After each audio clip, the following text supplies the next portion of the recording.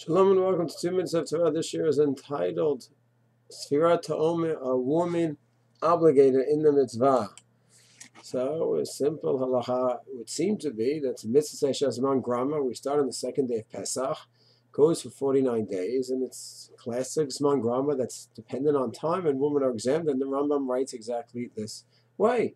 That the mitzvah say is women are exempt from. Keseph Mishna explains quite simply, it's a time-bound mitzvah. However, there is a Ramban in his commentary to Kiddushin who writes that that Sefirat Haomer is an example of a mitzvah to say Shelo Hazman Grama, that is not time-bound. The question is, of course, what do we do with this Ramban? How do we make sense of it? So Soloveitchik had such a difficult time with this that a Nefesh Harav Shlita quotes from Soloveitchik as saying it has to be a Torah sofer. It just does not make sense. And all the Achronim trying to make sense of the Ramban, forget about it. It has to be a Torah sofer. That it's clearly Zman Grama and that's it. However, others are not ready to say that. And the Avnei Nezer wants to say that it's not really Tezayin that obligates us in Sefirat Haomer. It's being Macharat Shabbat. Shabbat, of course, being first day of Pesach, and the day after Pesach, Macharat Shabbat is the Gorim, is the cause. Now, the Ezra wants to say, well, Pesach, women are chayiv in the mitzvah of Pesach, chayiv in the Korban Pesach. She is chayiv in the Dalakos, mid Rabbanan. We hold that she has chayiv in her God as well, although that has to be analyzed why and what the source is. But she's chayiv in the mitzvah of Pesach, and therefore she's going to be chayiv in the Omer. That's Avnei Nezer. Not so simple as Pshat, because the Ramban says it's not Zman Grama. Avnei Nezer is saying it is Zman Grama, but she's chayiv anyway. So that has to be looked into.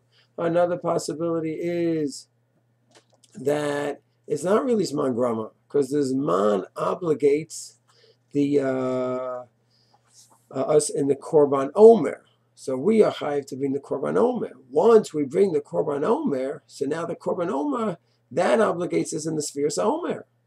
So maybe you could say the Korban is Machayiv us in Sefirat Haomer. And according to those Shittot, that without the Korban Omer today, we are no longer obligated to be Daraita, so then it's pretty good. So the Zman is not the Gorim, that's not the cause, it's the Korban that's the cause. So some want to say that approach, another interesting idea.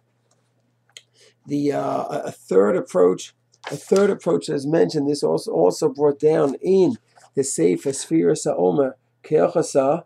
Okay, some want to say it's that they're based on the Omer, meaning it's not Tetzayin per se that's really the cause. If theoretically the Korban Omer would be brought at another time based on the agricultural seasons, then the Omer would be brought in Tishrei, or Cheshvan, or Kiddushin, whatever that would be brought, that Zman of the bringing of the Omer would be the Machayev. So conceptually, it's really the agricultural season of the Omer that really brings about the mitzvah. Then once that's the Zman, naturally we do it on that day.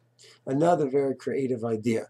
So we have several approaches to whether it is Zman Grama mitzvah or not. The simple pshat in the Shulchan Aruch, Mishnah Berurah, and the poskim is, Mishnah Berurah says women are not obligated because it is Zman Grama.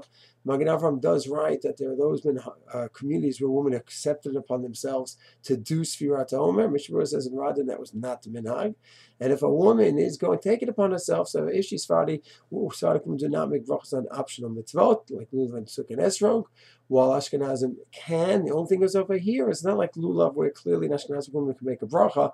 Here it really depends on the fact that she's going to really commit to do the whole thing properly, so she really should make sure that if she's going to do it with the bracha, she's going to have a way to remember. Men have it easy, we're at minyan every night, so it's easy to remember. Women don't have that necessarily, and therefore they should just be very careful that they do take it upon themselves to make sure they have a good system to remember, to be able to say it every night so they can have Tamimot Tehiyana Shalom.